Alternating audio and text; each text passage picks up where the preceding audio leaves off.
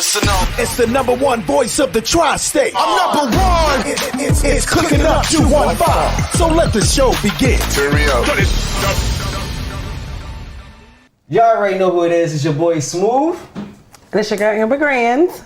And we got a special guest with us today. We got Top Dog Law in the building, Mr. James Helm himself. Yo, what's good, bro? I appreciate you having me, bro. Listen, man, I appreciate you coming through. Of course. The last time we seen each other, I was trying to get Top to give me the bag. Somebody knocked me off my bike. Can we talk about that real quick? We can talk about it. I was in my bed, like, I'm talking like Top he hands on. Yo, first off, I pulled up to your house, which you know that was in the beginning days of Top Dog, because I'm not pulling up to people's houses anymore. Not the way Philly is. Like, go up by myself, no nothing, you know, coming in, like, solo dolo. And you were down for the count. I mean, you had just gotten a motorcycle accident. You were, what'd you have, road rash? You break any bones?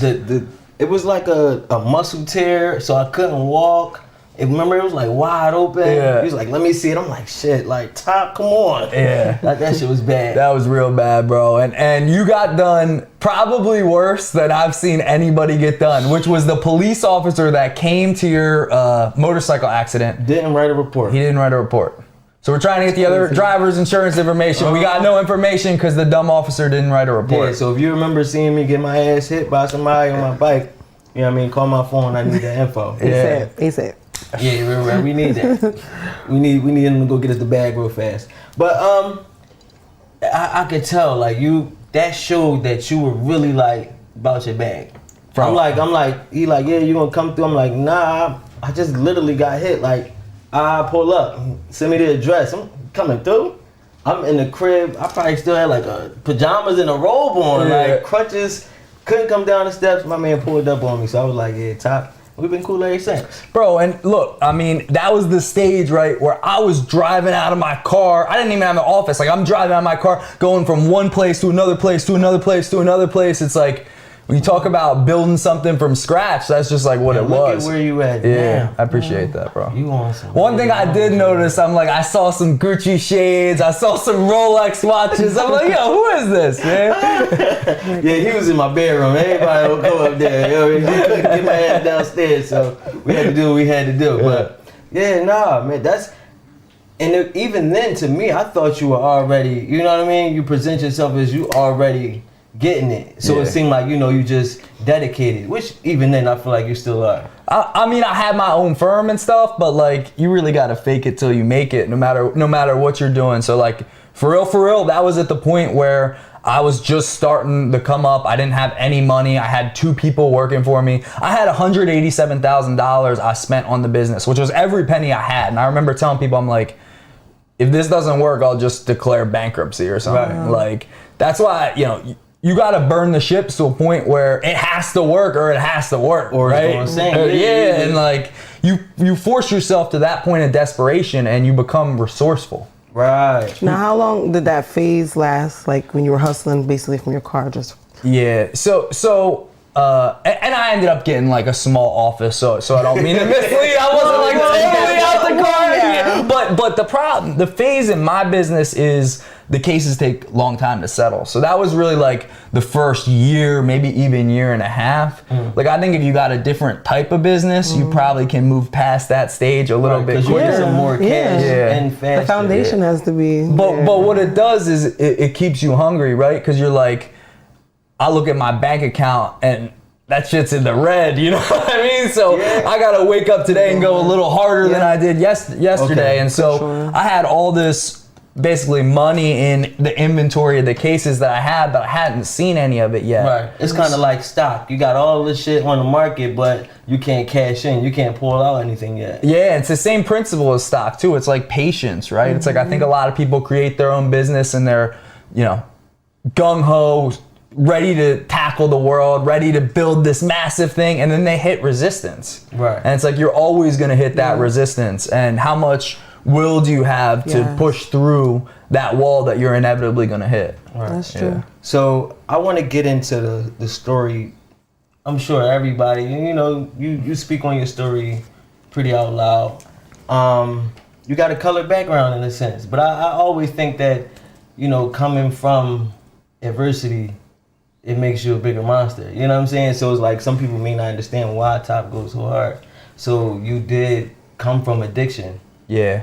And then became a lawyer still. Yeah. So what's crazy is actually I was on my way here, and I passed by 52nd and Market, and I had a time where I would meet a guy there consistently, like every 2 or 3 days. I mean, my thing was always 52nd and Market for you. But I was always the guy that like had the plug. So, you know, I would basically go pick up a bunch of stuff, and then I always had my friends, you know, out in media where I grew up, or later it was Penn State, where I would then, you know, sell the stuff to them and make the difference. And the problem I learned is that monkeys can't sell bananas, right? Like I was a monkey trying to eating all the bananas. Yeah, eating all the bananas. Yeah, and sure enough, you know what was like a fun thing at 16, 17, like it was an edgy thing for me. You know, I grew up, I was the only child. I had a lot of pressure from my dad to be this successful guy, and so I was looking for ways to like escape that. And for a while it was just fun, then it was fun with problems, then it was just problems, right? I mean, so we always kind of create this thing where we make growing up black and growing up white like these two total different things. And I always tell people, like, color is just fucking color. Like, you born how you born, but it's all the same shit. It's all the same problems, all the same dysfunctions. So it's like, even given however you were born, you still went out, ran into drugs, ended up selling drugs. But yet you were able to pull yourself back up and to become a lawyer. So the one thing I wanted to ask you was, like, what do you feel like is the main difference? Because a lot of times, you know, us black people, sometimes we get fucked up. Some of us, we make ourselves successful. We got a lot of success stories. You know what I mean? You got your Jay-Z's and shit like that. Other people who may have used drugs and still came out and be successful. But what do you think is the difference between growing up how you grew up and maybe somebody else who ended up in selling drugs or doing drugs and still can't find a way to get on that right path? Like, what's the difference with you? It's a great question. I think about it a lot. I know there's a term called recovery capital, and basically that term means when you're ready to change your life, what are the resources that you're able to use to do that, right? Okay. And so I was at a point where I had health insurance. You know, my mom had a job. My mom helped people put on eyeglasses, and you know, it's funny because my mom does the same. Oh, really? Shit, Yeah. It's called like an optometrist. Optometrist. Yeah. What's funny is my mom, like, you know, I think she made $15-20 an hour. Would tell other ladies like, "Oh my God, you look so cute." My mom's like the sweetest woman you'll ever meet, and yet my mom's sweet, but she'll bust your ass. But you know, they got bought by Goldman Sachs, so now my mom's optometrist office is like putting people in and out. Yeah. Wow. So she it's not good for her anymore. One of my proudest moments was I got to retire her. Got to retire my mom, which Congrats. Yeah, thank you. So it's every boy's dream. Yeah, like that one felt good. That one felt real good. But to answer your question, right, there's this term called recovery capital. I had access through my mom's job to a rehab. And I always get DMs from people who are like, yo, you know, what did you do? How do I have this problem with dope, I have this problem with perks, how do I change my life too? Well, and the one thing I say is I tried from 17 to 25 to change my life. The moment I finally stopped was when I had the humility to ask for help. And that for me was going to rehab. That's deep. Yeah, and it's the truth. It's like that moment was public accountability to what was otherwise like an inside problem, right? That was the moment where I finally told people I have a problem, and saying those words out loud is scary. Because once you tell people in your immediate circle, your family, your friends, there's no going back to like the bar on Thanksgiving, be like, yo, I was just playing about that whole thing, you know, I'm not really a drug addict. To the ridicule and the judgment and shit like that. 100%. So what I tell people is like, you're trying to do it on your own, and I just know my experience was I had to ask for help. And once I did that, I started, you know, reinventing myself. But here's the problem, right? This goes back to your question, is what if somebody's ready for that, but they don't got any insurance? Yeah, they don't have the resources to get themselves to that point. They don't have a rehab that they can go check themselves in. Rehabs are expensive. Right? And so that's the point of the story where, you know, I could sit here and say, oh, it was all me. look at what I did, this and that. But the fact is, there's probably people all over Philadelphia who are ready to have that moment happen in their life, but they don't have the access to the resources that'll allow them to do it. Right. Wow. Yeah. So I feel like that's probably something we would have to work on building. Is just because it's crazy out here, and I don't think people know how bad it is. It's like an epidemic. The Yeah. opioid Crisis. shit is crazy. Like Crisis. it affects so many people, and then like even like I heard you tell a story before, like whereas though. I guess everybody goes through that thing when you're doing any drug, whereas though you never admit to being like, you know what I mean, dependent on this drug. No way. You guys are tripping. I had a girlfriend who broke up with me. I was going off to Penn State, and I could have like tried to play sports or did other thing, but I was like, I want to go to Penn State, big school, big party school. I wanted to, go have fun, and yeah, it was a shit. And like she was staying in my hometown. But when we broke up, she was like, you're a pillhead. And this was when I was 18. Wow. And I remember being like she's just jealous. Yeah. You know what I mean? That's because at that point in my life, I hadn't had any consequences yet. Right. I didn't see any downside to what you were doing. Yeah, 100%. And it really wasn't until later where these two lives that I had, right? This person, I always wanted to be like somebody who was ambitious and successful and wanted to make a lot of money and wanted to have a big impact on the world. And then I had this other thing going on, and I was able to control them enough to keep them separate, right? I was able to have this like side life where I, do all the shit. Did all the shit I wanted to do. Shit, right? Yeah, and what happens is the dark shit starts bleeding into the and I sensed those two worlds were about to collide, and I had gotten arrested a couple of times, but fortunately no felonies and nothing that like would have I got the most fucked up your path pretty much. Yeah, like, fucked up my path, and I have so much respect for guys and girls who they did a lot of time. They got felonies on their record, and they lost their kids. Their wife divorced them. Right. They lost everything, and they're still getting up, trying to change their lives, right? Because I had that easy path of like, if I can just get my shit together now, I can still be everything I want to be. Yes. And so that was motivating to me, was like, I can still correct the course. I think a lot of times I hear you talk on it, and I think you try to somewhat you discredit yourself. You try to, because you don't want to claim too much, because there is that thing, there's always the stigma that it's period. Like we always want to make it seem like it should be harder for Caucasian men. Like, you know what I mean? You guys have it way easier. Like, nah, fuck that. If you came back and you sold some drugs, took some drugs, got locked up, and still managed to get out of law school, open your own firm, you the shit. Like, you know what I mean? I feel like every time I hear you say that, like, you kind of gotta like, it is what it is. Like, you know, your story is your story. Take it how you take it. Like, you know what I mean? Everybody shit is a little bit rougher than somebody else's. Like, you know what I mean? Yeah. There's a slave who had worse shit than somebody else. Like, you can't always have the worst story. And it's like, you can't beat yourself up because you didn't have it the worst. But at the same time, I feel like that's a lot to come back from. Like, growth. I feel like it's a story in that. That's why I fuck with you, sorry, because it's like, you know, you're not out here pretending like you was just this straight, you know, straight tied, you know, always doing good, and now I'm out here in the hood, you know, I'm playing lawyer, and I'm just doing, like, nah, I really was out here, and now I'm out here on the different side, like, you know what I mean? I'm still getting busy, because that's what we come from that. We come from the streets where dudes do some dark shit, they get their money, they might have got booked, and then they come back, and then they flipping houses, and then they starting programs, like, you know what I mean? So we honor those dudes, so I would like to also give you that pass too. I feel like you deserve that. Like, you know, I appreciate it. I appreciate that's major. I appreciate that, bro. And you know, I'll tell you what. If I go back to Delco, where I'm from, and you know, if I go around my hometown and I look at a lot of the guys that I was kind of doing some of that stuff with or whatever, like the people that make it out are few and far between. You know, yeah, it's that shit is hard. Yeah, it's just a strong person like to overcome that type of addiction. What I'm saying. Seriously, Like, kudos to you for real. That opioid shit is real, man. You could dive in the fucking hole and be stuck in there. But I want to get into this food, and we're gonna get a little bit more into the story. This your boy Smooth. Amber Green.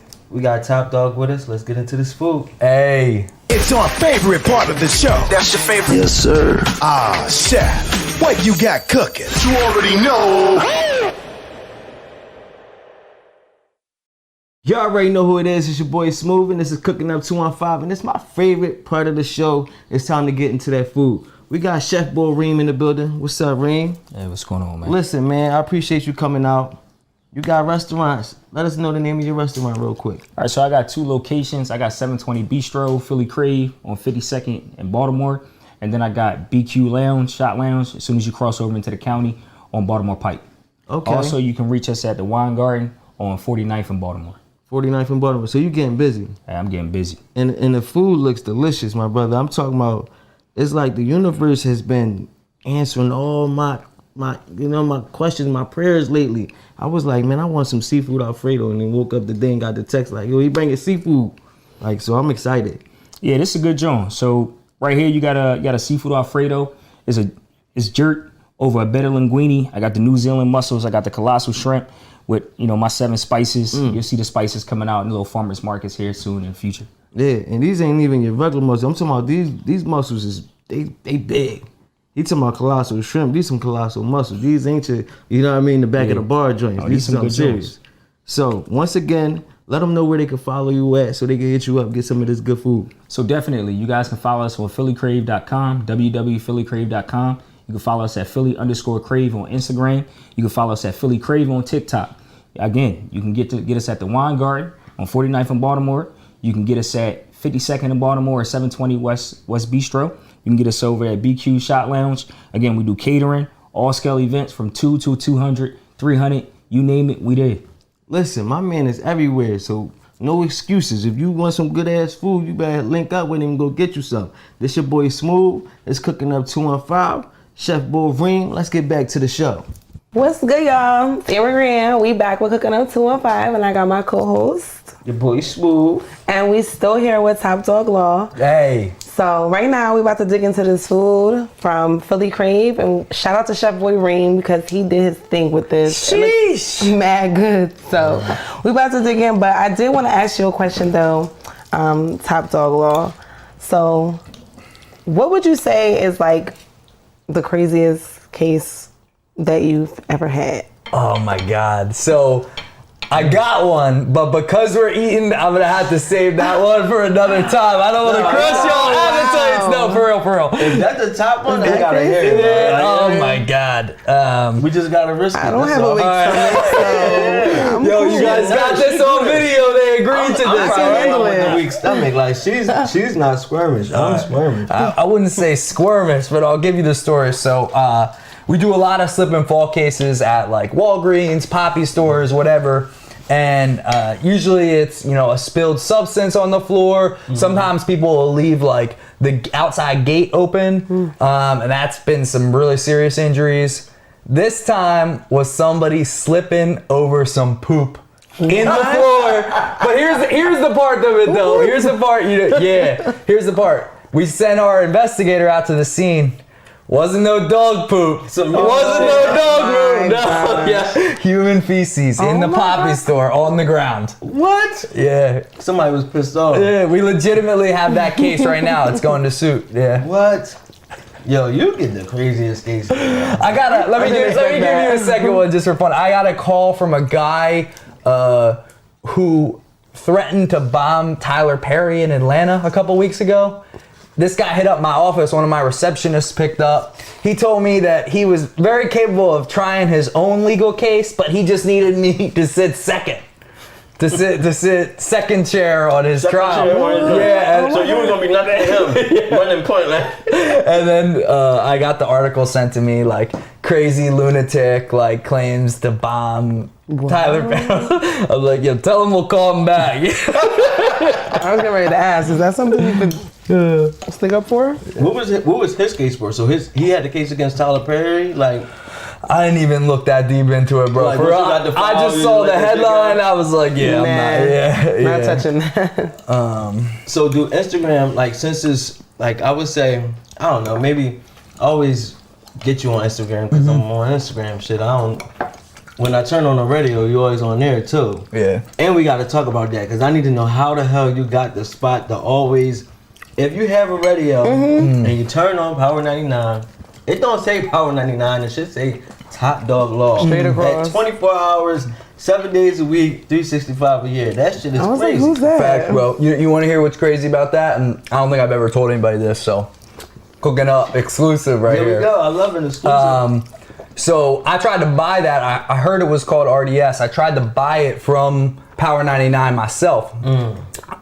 And then basically they were giving me this crazy number for it. They weren't trying to sell it to me. And then they were like, well, you can have it, but it's like, 20 grand a month, 50 grand a month, whatever.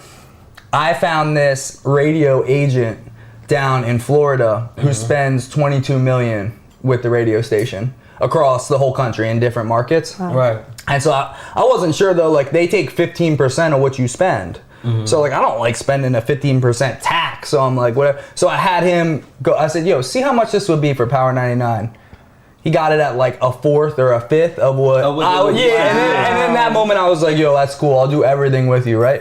So it all comes down to like networking. It's not what you know, it's who you know. That's a fact. And the fact We've been talking about that. We've been talking about that lately. The fact that he spends 22 million with the radio nationally means He the get a deal. discount. Yeah, he's buying the best bulk discount of anybody. So You gotta give him a play. yeah, I'll take a little credit though, because nobody was doing that. All the lawyers do the same thing. That's always my number one thing is like, you see the lawyers, it's like they got the buses and the billboards and the television commercials. Right. And so like I try to do like whether it's extra thing, Instagram yeah. or the That's smart. thing on the Swimming radio. between the cracks. Yeah, something a little different, So the Instagram thing, do it bring you a certain type of client? Like, do you mainly get the crazies half the time? Like, because it's like, you know what I mean? Instagram is full of crazy motherfuckers. So it's like, do you find the ones who always trying to get that crazy ass suit like this? Yeah, so I'll tell you what, it's all just a numbers thing. So I used to have 2 cell phones, like running around, like pick like this phone, Kevin hold on, You got 2 phones. Yeah. Now I have like a call center with 7 people in it. So Wow. we get 1,300 calls a month. So I'm like, I'm a step removed from, who's on the other line. So I'm more reading descriptions and making decisions based on descriptions than actually getting on initial calls with people. But I will say that I think that everybody 25, 34 is on social media. So yeah, there's definitely people, from the city that calling me up to some shit. Yeah. But we're quick to identify them these days, and there's a lot of people that do call because I'm the person they know, and it turns out like, their mom was just in a catastrophic accident and is in the IR, and they have no idea what to do, Okay.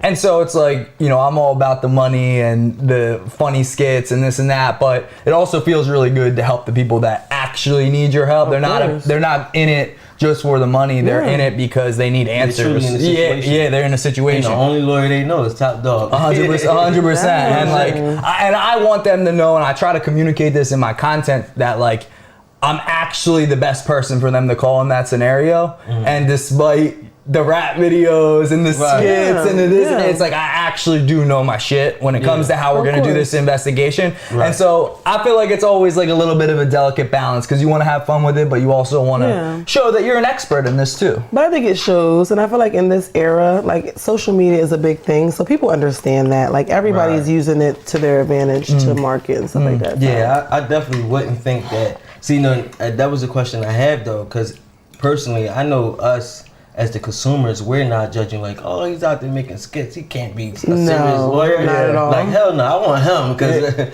we're going to bid a little bit between this process. I need him to be real with me, you know what I mean? Don't bullshit me, talk to me in my language. I think that's probably something that people love about you because they feel like they can speak their language to you. You know what I mean? You're not about to come in and talk to some law jargon. Versatile, some shit I can't understand and put me on some shit I don't know about. But do you get criticized by the other lawyers?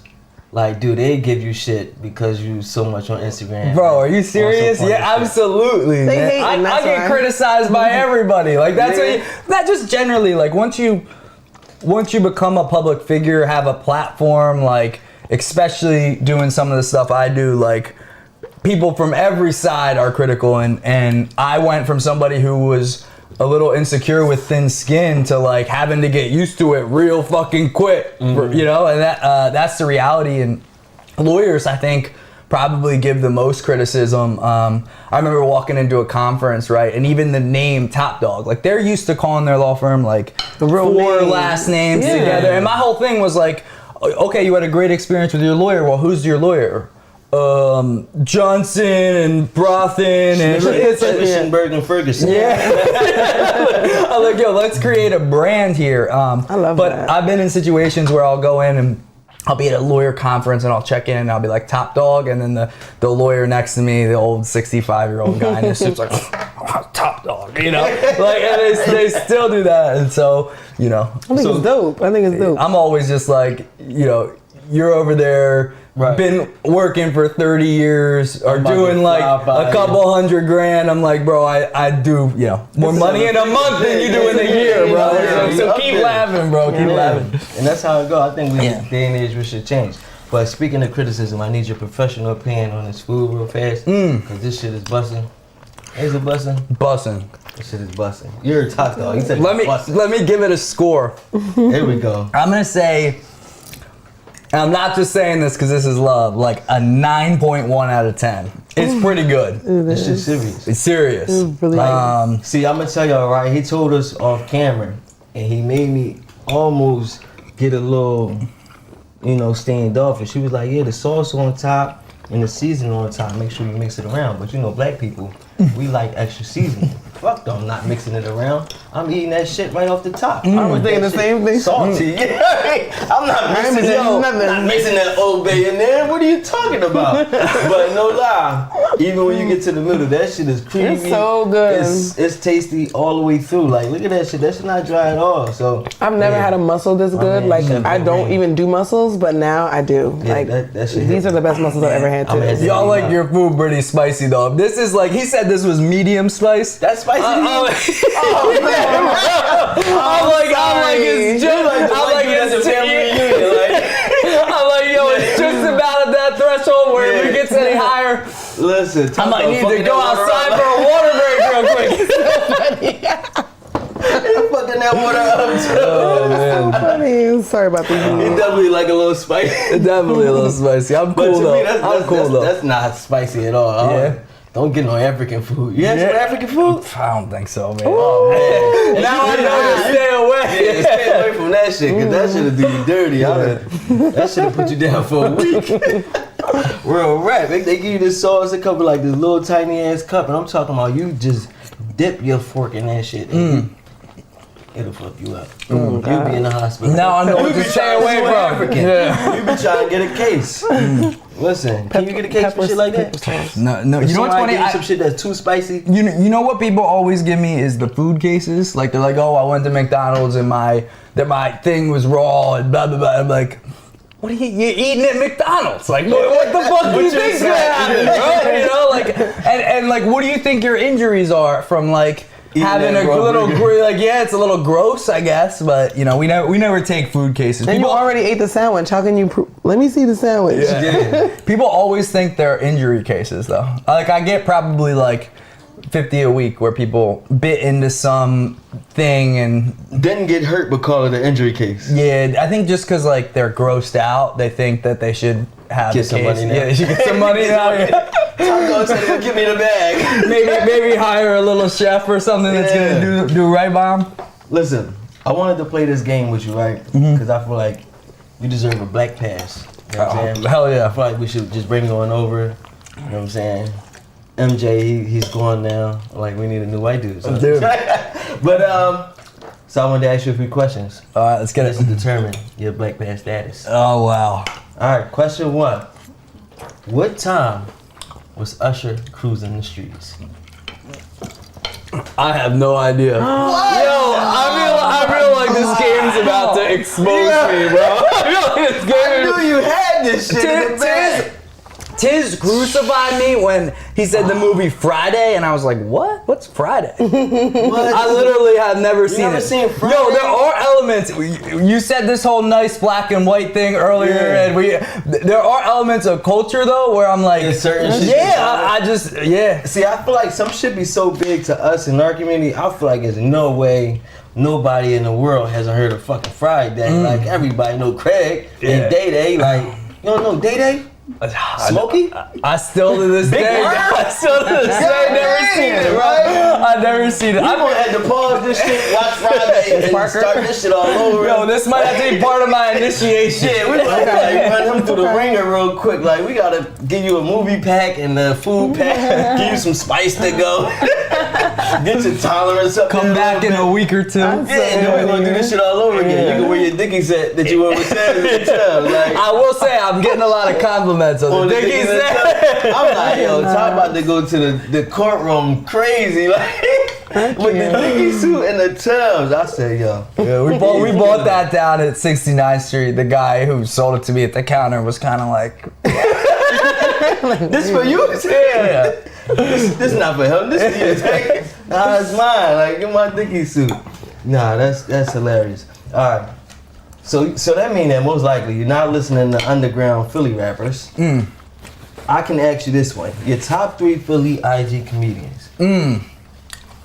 So I'm gonna be a little biased here. I'm sure Tiz you 215, are. that's my guy right there. figured. Funny, I met him and started doing skits with him. It's crazy. It's been like 3 years now, and he's become one of my closest friends. And I think people can tell that shit, right? Like when you're watching somebody, It's natural. it's natural. Right. The chemistry's natural. I would say. Also, it's Funny Bull Quill. Talk about one of the funniest guys that's just going crazy right now. He actually sold out Penn State. I went to Penn State, so he texted me as a stand-up comedian. He went and like had a crowd going nuts. Sold out the Bryce Jordan Center at Penn State. So that's dope. I think I seen the footage on that too. Yeah, I seen it. Like, crazy part is Quill actually supposed to come next week. Oh yeah. Yeah, so that's funny. Yeah, we went to, I hung out with them last week. We went to D'Alessandro's. You know what's funny? It's been a couple years since I had like a classic Philly cheesesteak. Say that again. D'Alessandro's. Oh, man. D'Alessandro's. God damn it, Tom, I quit. He said that. Diddle who? D'Alessandro's. Dilo Julio? I thought he was talking about the can't with you Spanish guys. dancer. I thought can't he was with some y'all. salsa shit or something. I can't He with y'all. said a cheesesteak. I know you ain't talking about D'Alessandro's. I know. Listen, I'm gonna get him right, y'all, because I fuck with Top. We're gonna get you right. Oh man, I need more help than you thought, bro. Get you a dictionary and all that. You know what I'm saying? All right. Top ramen is referred to as. Do you know? So ask the question one more time. I'm not Top ramen. Y'all, you know what top ramen is? No, I don't know what that right now. I know ramen noodles. Okay. Is that what we're talking Okay, about? okay, yeah. Yeah. That's part. What's the other What name do we for call it? it? I don't know. Oodles and Oodles and noodles. noodles. Oh my God. I promise you, I'm gonna get them right. Just take all these, we're gonna add it on, man. We're just gonna add it on. Next segment, y'all. Yeah. We're just gonna leave it there. I'm not gonna add no more, but not gonna do it. Just not gonna All right, do well, it. let me ask one real fast then. All right. Are you from Philadelphia? So from media, so Delco. Okay. Yeah. So, what's 3 things you would say Philly women can't live without? Just eat this food. Let me take a second, digest this question while I digest It could be a million things on the list, and if you just want to say 3 or 2. 3 things that Philly women can't live without. Yeah. You be on Instagram. You ain't gonna be so wrong. You gotta see, yeah. Ain't no wrong answers. No. I would say Rocky playing in their car. Okay. That's right. The first one. The second one is getting their nails or their lashes done. That's a fact. And the third one is some guy that's causing them problems. It's a fact. Yo, I knew one question, bro. I knew one question. He got one question right. Yeah, we give you that one time. Good job, man. Good job. So, I know you spoke. We know you in and out of town. You got people that's running your business for you. You doing some things to kind of give back. Yeah. Let's talk about those things. Yeah, that's probably the thing that I feel the best about. Is last year we raised $59,000 for As I Plant the Seed. Shout out Ryan Harris, Hunting Park Community Center. I've spent enough time up there where Ryan blows me away for a couple of reasons. First, I'm like, so many people are optimizing for money in their lives, right? how do I create this success for me and my family? How do I build this empire? How do I create this business? How do I do this? And it's like, to see him just be like, yeah, I don't really care about that. What I care about is impact.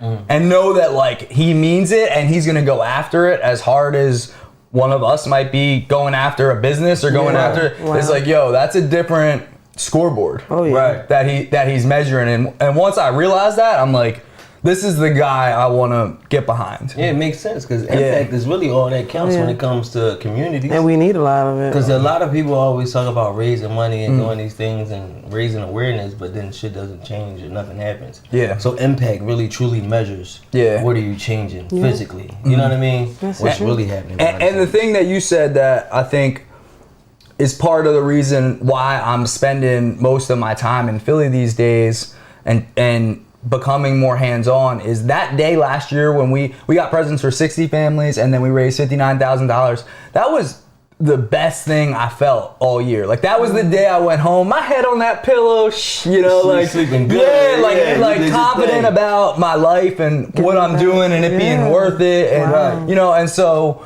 when I thought about like, yo, what do I want more of?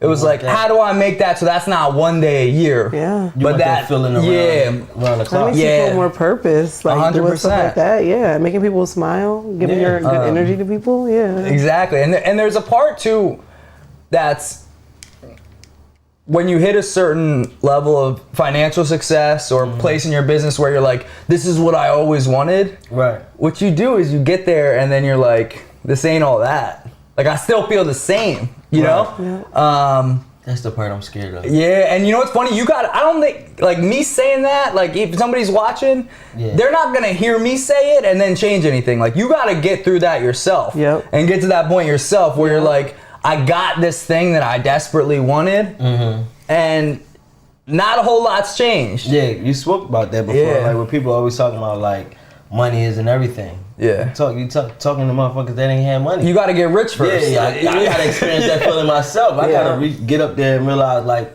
money isn't everything. You know what I mean? Yeah. You just saying it ain't. You still can pay all your bills. Yeah. I need to see for myself. And for the record, like I think everybody should get rich first. Like being well off enough to not have like daily struggle. Right. I mean that solves about 70-80% of the problems right there. But the issue is like, okay, once you surpass that, the diminishing return of making more money doesn't make you feel that much better, right? And so it's like, where do I get fulfillment? Yeah.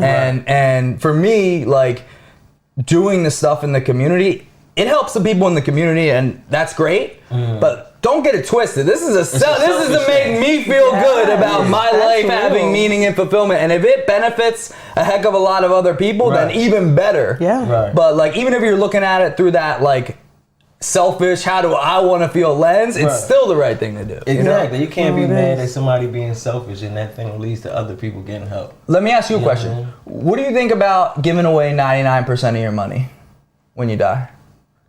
Would you ever do that, or would you want to pass it down to your I would have kids to and say pass it to the kids and stuff like that. Yeah. You think there's an element though of like, if I grew up like a certain way, do you think I would be as driven as I am to succeed?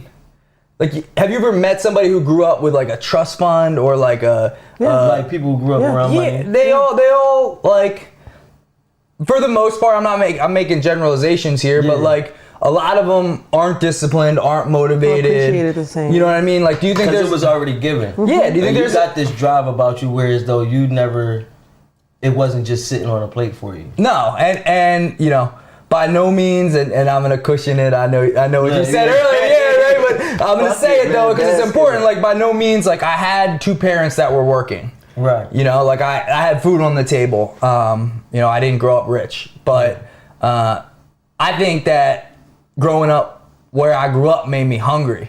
Right. And I don't want my kids to grow up with spoons in their mouth. So I think like I'd rather away your money so that they'll want to get on they shit and get out there and go get it. Yeah. But I think it's all about the way you raise them. Like my kids are spoiled. They go to private school and I still get out here and I got to hustle to get it because I'm definitely not on your status. Yeah. But I do fucking everything I can. They still get everything they can, but I teach them on a daily basis. Like, this shit ain't easy. You gotta get out here and go get it. You want it? They want something from the corner store. You gotta go get your own paper. I'm not giving it to you. I done bought your PlayStation 5.